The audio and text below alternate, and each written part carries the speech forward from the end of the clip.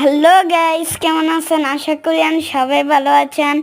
আমরা ঈদের সময় গিয়ে আমি, আমার বন্ধু, আমার বাবা, আমার আফু গিয়েছিলাম গিয়ে হাসাই। ওখানে হাসন্ত একটা রেস্টুরেন্ট আছে, না সরি, ভাসন্ত একটা রেস্টুরেন্ট আছে। ওখানে আমরা গিয়ে খুব মজা করেছি।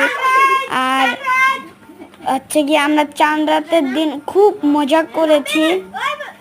আর নদীর পাড়ে দিয়ে ভাসন্ত রেস্টুরেন্ট, তো ওখানে আপনারা যাবেন, খুব মজা হবে।